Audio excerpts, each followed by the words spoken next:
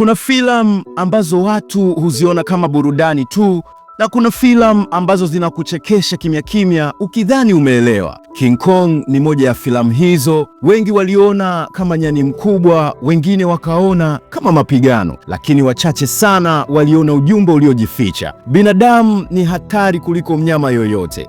Karibu Movie Secrets by Us, mahali ambapo filamu haziishi kwenye skrini, zinaingia kwenye maisha yetu halisi. Jina King Kong lenyewe ni fumbo zito. King ni mamlaka, ni utawala, ni nguvu ya juu. Kong ni sauti nzito isiyoelezeka, inayotisha, na hii si bahati mbaya. King Kong inawakilisha nguvu ya asili ambayo haijaumbwa na binadamu, lakini binadamu anataka kuitawala.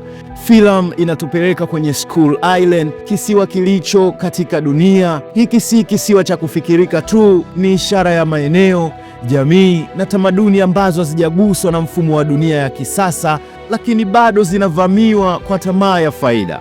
Hapo ndipo tunakutana na Carl Denham. Huyu ndiye mhusika hatari zaidi kwenye filamu, si kwa sababu ana nguvu, bali kwa sababu ana ndoto ya umaarufu. Carl Denham anawakilisha binadamu anayesema kila kitu kinaweza kutumiwa kama bidhaa. Kwa yeye, Kong si kiumbe, ni mradi, ni content, ni faida. Hapa ndipo filamu inaanza kutuuliza swali gumu. Je, dunia ya leo haijajaa Carl Denham wengi? Tunamuona Anne Darrow, mwanamke masikini lakini mwenye roho ya kipekee. Anne si mrembo, Anne ni ishara ya ubinadamu uliosalia ndani ya dunia iliyojaa tamaa. Ni yeye pekee anayemuona Kong kama kiumbe hai, sio kitu cha kuonyeshwa. Uhusiano wa Anne na Kong ni moja ya mafumbo makubwa ya filamu. Huu sio upendo wa kawaida, ni uelewano wa kimya kati ya kiumbe aliyekataliwa na jamii na mwanadamu anayekataa kumhukumu kwa mwonekano. Kong anampenda sana Anne, si kwa sababu ya uzuri wake tu, bali kwa sababu Anne hamuogopi. Na hapa kuna siri nzito. Mara nyingi kile tunachokiita monster ni kitu ambacho hakijawahi kupendwa wala kueleweka.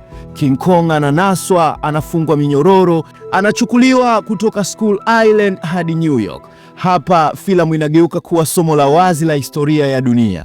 Hii ni ishara ya ukoloni. Tunachukua kile ambacho si chetu, tunakiita maendeleo, lakini tunasahau gharama yake. New York inawakilisha kilele cha ustaarabu wa binadamu, majengo marefu, teknolojia na nguvu, lakini pia ni jiji la kiburi. Ndani ya New York, Kong haonekani kama mfalme, anaonekana kama aibu. Anapofanikiwa kutoroka, dunia inamuita tishio. Lakini ukweli ni huu: Kong hakuvamia dunia ya binadamu, binadamu alivamia dunia yake. Mwisho wa filamu unapofika, Kong anapanda juu ya Empire State Building. Hii ni moja ya ishara kali zaidi katika historia ya filamu. Empire State Building ni alama ya mafanikio ya binadamu. Kong juu yake ni ujumbe mzito. Asili inaweza kufika juu kuliko sisi, lakini sisi bado tunachagua kupiga risasi badala ya kuielewa. Ndege zinapomshambulia, Kong hapigani kwa chuki, anapigania uhai wake na heshima yake.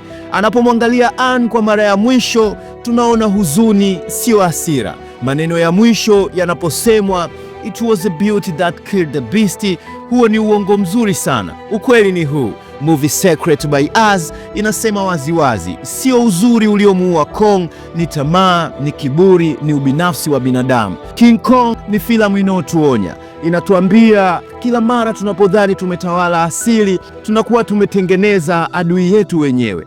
Hii si hadithi ya nyani mkubwa, ni hadithi ya dunia inayokataa kujifunza.